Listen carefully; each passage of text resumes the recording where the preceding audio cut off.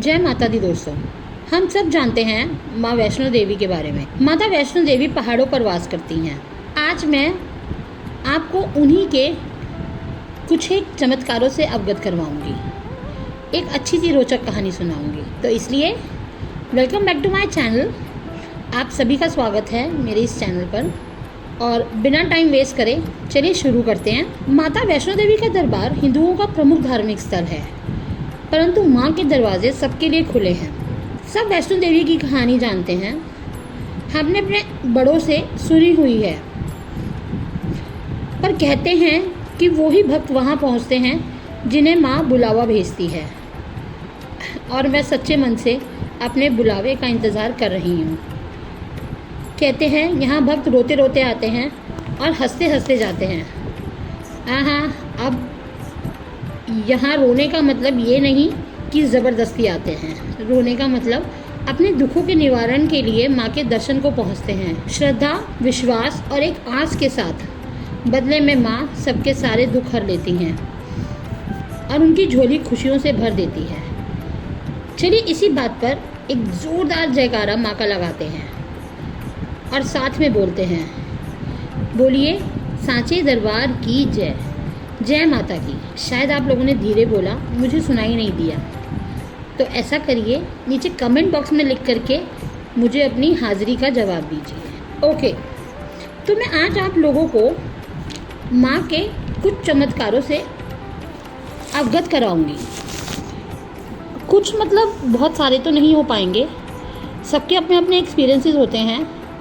मैंने भी अपनी दादी से ये कहानी सुनी थी और कहते हैं ये सच है, तो मैं आज आप लोगों के साथ वो कहानी शेयर करूंगी जो कि एक सच्ची घटना है। तो सब लोग आराम से बैठ जाइए और मेरी कहानी का आनंद लीजिए। कहानी शुरू करने से पहले मैं आप सभी भक्तों को एक बात बताना चाहती हूँ कि जैसे आजकल के समय में माँ के भवन जाने तक रास्ता सारी सुख सुविधाओं से भरपूर है। मतलब माँ के भवन जाने तक किसी भी भक्त को बहुत कठिनाई का सामना नहीं करना पड़ता, परंतु कुछ वर्षों पहले तक ऐसा नहीं था। भवन तक का रास्ता कच्चा हुआ करता था। रात के समय रोशनी का भी कोई खास इंतज़ाम नहीं था। भक्तों को अपने साथ टॉर्च रखनी पड़ती थी और कच्चे रास्ता होने के कारण उनको कुछ कठिनाइयों का सामना भी करना पड़ता था। तो ये तो कुछ एक ऐसी बात थी जो पहले समय तक थी, परंतु आज का समय कुछ और है। तो चलिए कहानी को शुरू करते हैं। बात थोड़ी पुरानी है। एक पति पत्नी थे। माँ की कृपा से उनके सब बात का आनंद था। उनकी शादी को 12 वर्ष हो गए थे, परंतु बस एक ही कमी थी, उनकी कोई औलाद नहीं थी। पत्नी तो धर्म कर्म में विश्वास रखती थी, परंतु पति थोड़े से नास्तिक स्वभाव के थे। बार बार पति पत्नी बोलना कुछ ठीक नहीं लग रहा है, तो चलिए इन्हें हम अपनी तरफ से एक नाम दे देते हैं, सरला बहन और राजेश भाई। चलिए आगे बढ़ते हैं। सरला बहन का स्वभाव बहुत सरल और दयालु था। जो कोई कुछ कहता वो सब कुछ करती थी एक औलाद की चाह में। कहते हैं ना, औलाद के बिना माँ का अस्तित्व पूरा ही नहीं होता है। वो सब कुछ करती, सारे देवी देवता पूजती, मंदिर मस्जिद गुरुद्वारा सब जाती, पर हर जगह से उन्हें निराशा ही मिलती। कोई कुछ कहता, कोई कुछ कहता, कोई कुछ कहता, वो सब कुछ करती थी। नास्तिक स्वभाव के होते हुए भी राजेश भाई ने उन्हें कभी नहीं टोका कुछ भी करने से। वो ये सोचते थे कि शायद इसी में इसकी खुशी है। वो उन्हें सब कुछ करने देते थे। इस तरह से उनका जीवन चल रहा था। सरला बहन ने अपनी आशा नहीं खोई थी।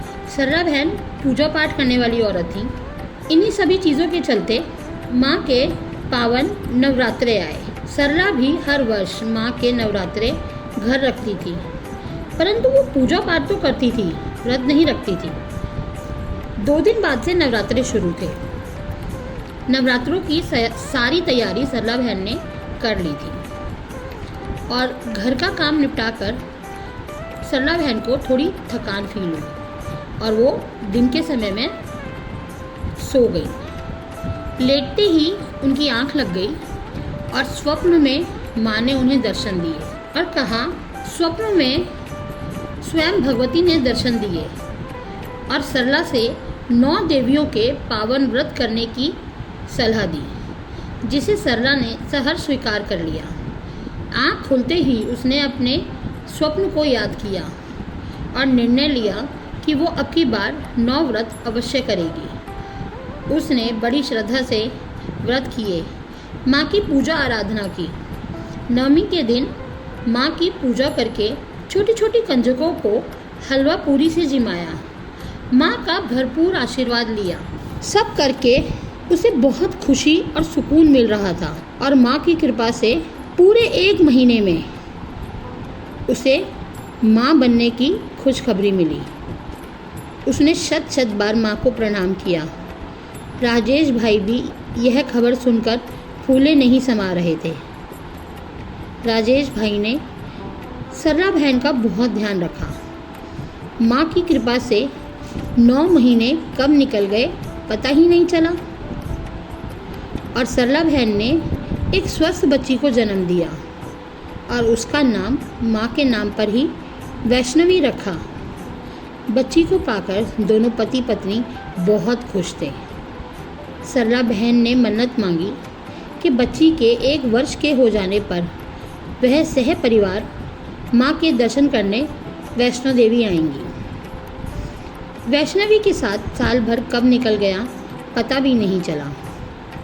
एक रात माँ ने सरला को स्वप्न में उसकी मन्नत याद दिलवाई।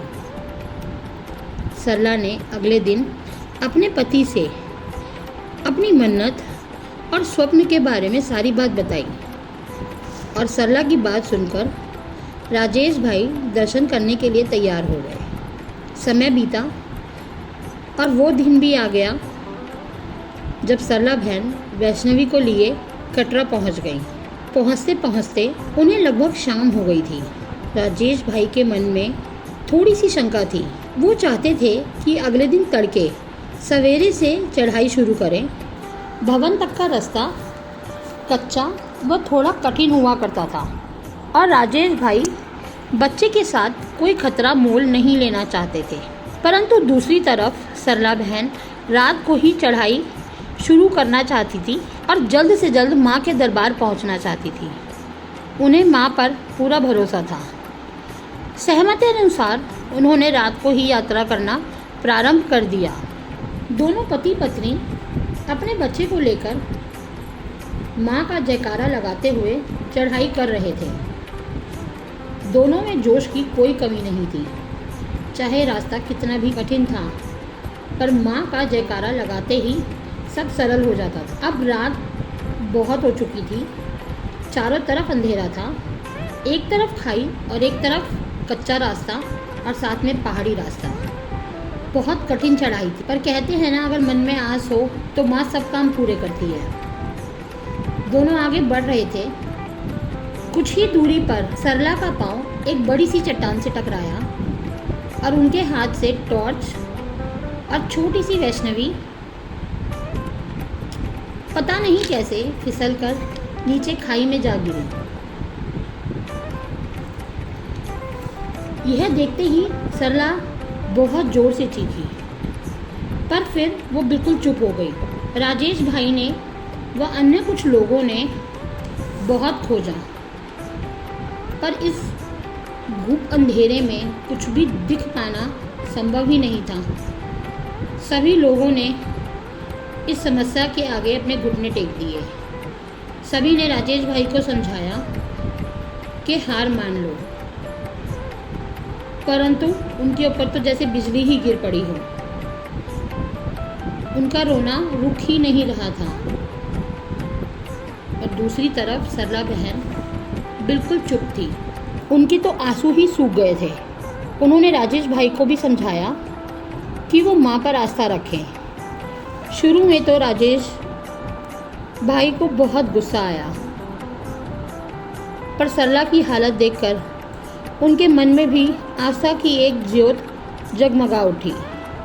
जयकारा लगाते हुए दोनों पति पत्नी आगे बढ़ रहे थे और अब धीरे धीरे भोर भी होने लगी थी। सामने से ही माँ का पावन भवन दिखाई दे रहा था। भवन देखते ही सर्रा बहन एक चट्टान पर बैठ गई और उन्हें देखकर राजेश भाई भी वहीं बैठ गए। अब सरला बहन ने हाथ जोड़कर माँ से निवेदन किया कि माँ, मैं आगे तेरे दर्शन करने नहीं आ सकती। मैंने तो सह परिवार दर्शन की मन्नत मांगी थी, पर मेरा परिवार तो मेरी बेटी के बिना अधूरा है, कैसे आऊँ? माँ, आज मेरी नहीं तेरी परीक्षा है। मेरा परिवार पूरा कर, वरना हमें भी अपने चरणों में जगह दे दे। ये सारी बातें राजेश भाई अवाक होकर सुन रहे थे। सरला बहन बोली, माँ, मैं थोड़ी देर इंतज़ार के बाद अपने प्राण यहीं त्याग दूंगी। हे माँ, अपने चरणों में मुझे थोड़ी जगह दे देना। और वो ज़ोर ज़ोर से रोने लगी। इतना बोलते बोलते सरला बहन को अपने कंधे पर एक कोमल और नन्हे से हाथों का स्पर्श अनुभव हुआ। उन्होंने उत्सुकतावश पीछे मुड़कर देखा। एक बूढ़ी औरत के साथ एक नन्ही सी बच्ची लाल रंग का लहंगा चुन्नी पहनकर खड़ी थी। माथे पर लाल बिंदी, हाथ पैर पर लाल आलता, माथे पर छोटा सा टीका, हाथों में हरी हरी चूड़ियाँ, पैरों में पायल। माँ का साक्षात रूप लग रही थी। और पता है, ये कोई और नहीं थी, सरला बहन की छोटी सी बेटी वैष्णवी थी। वैष्णवी को देखते ही दोनों जैसे खुशी से पागल हो गए। बच्ची को गले से लगा लिया, प्यार किया, माँ को बारंबार नमन किया। थोड़ा होश में आते ही मन में कई सवालों की वर्षा होने लगी। दोनों पति पत्नी ने दोबारा पीछे मुड़ के देखा, पर वहाँ तो कोई भी नहीं था। बुढ़िया माँ का कुछ अता पता नहीं था। दोनों को समझने में ज़्यादा देर नहीं लगी कि ये बुढ़िया माँ और कोई नहीं बल्कि साक्षात भगवती देवी थी। एक माँ की पुकार माँ ने सुन ली थी। दोनों पति पत्नी ने माँ के दर्शन किए और खुशी खुशी माँ के चमत्कार को नमन करा और हंसी खुशी माँ का जयकारा लगाते हुए अपने घर पहुँचे। घर पहुँचते ही सरला बहन ने माँ के नाम का बहुत बड़ा भंडारा किया, सभी कंजकों को जिमाया। दोनों पति पत्नी पूर्ण श्रद्धा से भाव विभोर थे। दोनों ने माँ का आंचल उसके बाद कभी नहीं छोड़ा। माँ पर श्रद्धा रखते हुए वे अपना जीवन हंसी खुशी से बिता रहे थे। उनके कारोबार में भी बहुत तरक्की हुई और कुछ वर्षों के बाद सरला बहन ने एक छोटे से बालक को जन्म दिया और उनका परिवार पूरा हो गया था। माँ के आशीर्वाद से सब कुछ अच्छा हो गया।